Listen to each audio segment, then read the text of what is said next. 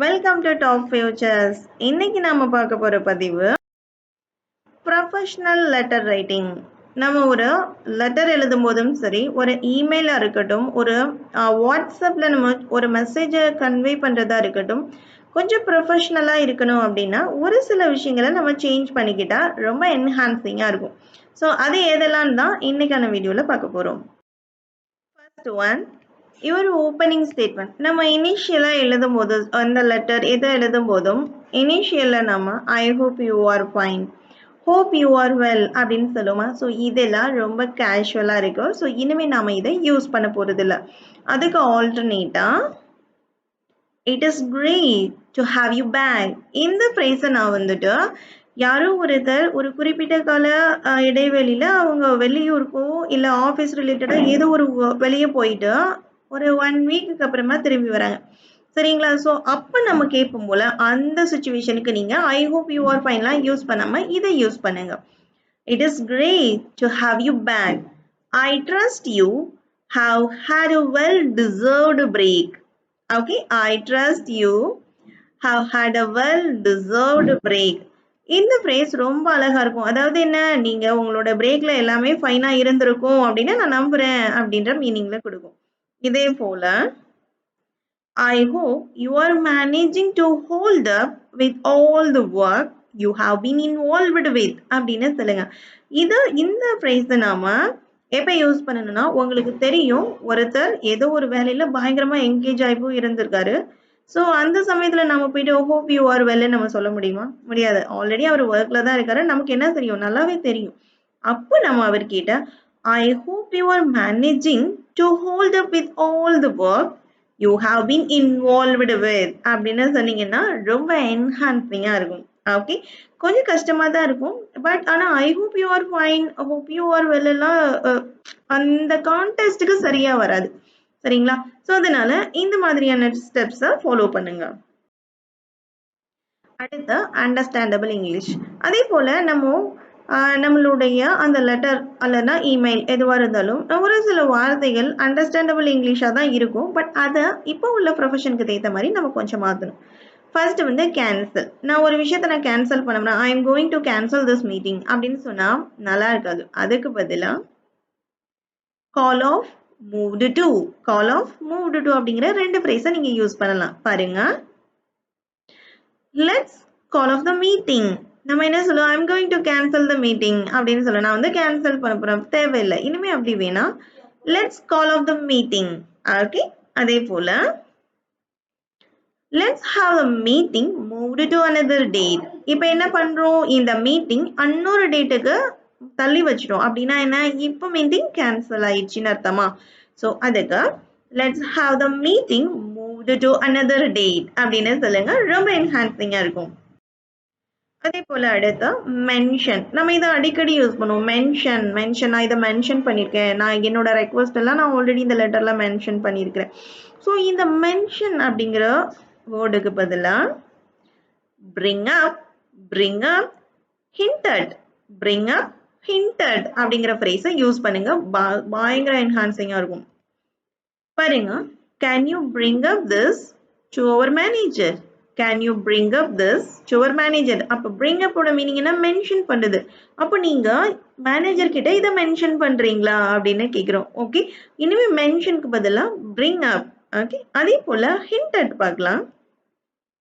I already hinted at a follow-up request. I already hinted at a follow-up request. நான் கீழே எழுதுகிற request எல்லாமே ஏற்கனவே நான் என்ன பண்ணிட்டேன்? மென்ஷன் பண்ணியிருக்கேன் அப்படின்னு சொல்கிறோம். ஓகே, இனிமேல் மென்ஷன் பண்ண போகிறேன்ற இடத்துக்கெல்லாம் bring up, hinted. Okay, use பண்ணுங்க. அடுத்து ஸ்மார்ட் பிஸ்னஸ் idioms. இன்னும் 2 idioms சொல்லித்தரேன். ஸோ இப்போ நம்ம யூஸ்வலாக பிஸி அப்படின்னு சொல்லுவோமா, நம்ம ஏதோ ஒரு விஷயத்தில் ரொம்ப பிஸியாக இருக்கும் அப்படின்னு சொன்னால் I am busy, I am very busy, so that's why I couldn't call you. இது மாதிரி பேசும்போது பிஸின்னு யூஸ் பண்ணுறதுக்கு பதிலாக ப்ரொஃபஷனலாக இருக்கிறதுக்கு நீங்கள் ஸ்வாம்ப்டு வித் ஒர்க் அப்படின்னா என்ன தெரியுமா? அந்த வேலையோட அவர் ஒன்றிட்டாரு, அந்த வேலையோட ரொம்ப என்கேஜ் ஆகிட்டாருன்னு அர்த்தம். ஓகே, பிஸிக்கு பதிலாக இனிமேல் ஸ்வாம்ப்டு வித் ஒர்க் அப்படின்னு யூஸ் பண்ணுங்க. I am swamped with work at the moment. இந்த சமயத்துல இப்ப நான் பயங்கரமா பிஸியா இருக்கேன்னு சொல்றதுக்கு இனிமே swamped with work. ஓகே, அதுக்கப்புறம் நீங்க நான் உனக்கு ஃபோன் பண்ணல இல்ல நீ அப்புறமா பேசு, நீங்க என்னென்ன சொல்ல நினைக்கிறீங்களோ அதுக்கப்புறம் சொல்லிக்கலாம். So I am swamped with work at the moment.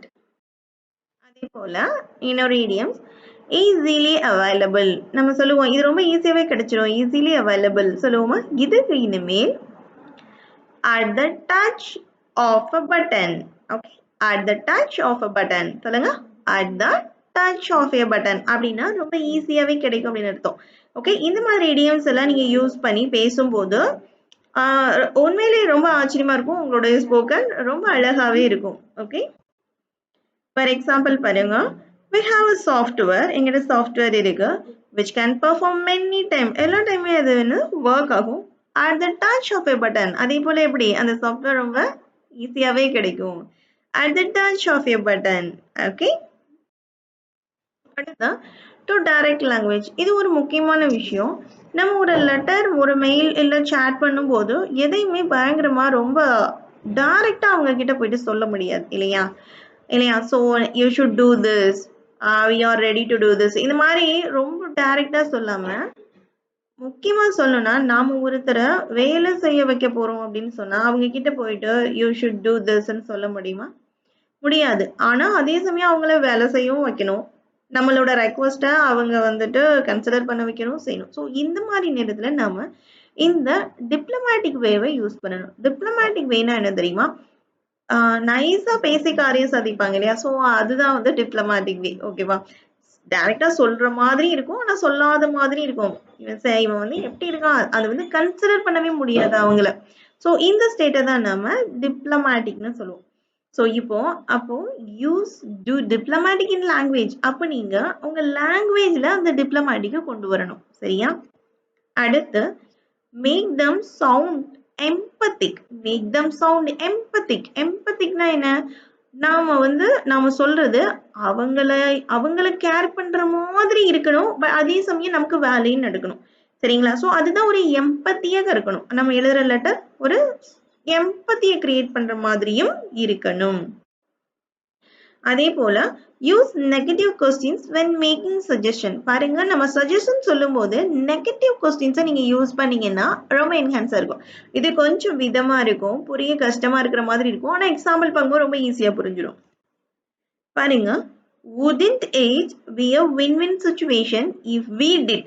பாருங்க, இதை நம்ம செய்யன்னு சொல்லணும்னு வச்சுக்கோங்களேன். இதை செஞ்சா நல்லா இருக்கும் அப்படின்னு சொல்றதுக்கு பதிலா இதை நீங்க செஞ்சீங்கன்னா நல்லாலாமையா இருக்கும், பெட்டரா இருக்கும்ல அப்படின்னா அவங்க கிட்ட சஜஷன் கேட்கிற மாதிரி நீங்க அந்த நெகட்டிவ் கொஸ்டின்ஸை யூஸ் பண்ணணும். அதுதான் wouldn't it be a win-win situation if we did. if we did நாம செஞ்சோம்னா wouldn't it be a win-win situation. win-win situation a success situation. okay, so இது மாதிரியான phrases, idioms and polished words use பண்ணி நீங்க ப்ரொஃபஷனலாக letters, mails, சேட்டிங்ஸ் இதெல்லாம் பண்ணுங்க. Okay, உங்கள் லெவலை இம்ப்ரூவ் பண்ணுங்க. தேங்க்யூ.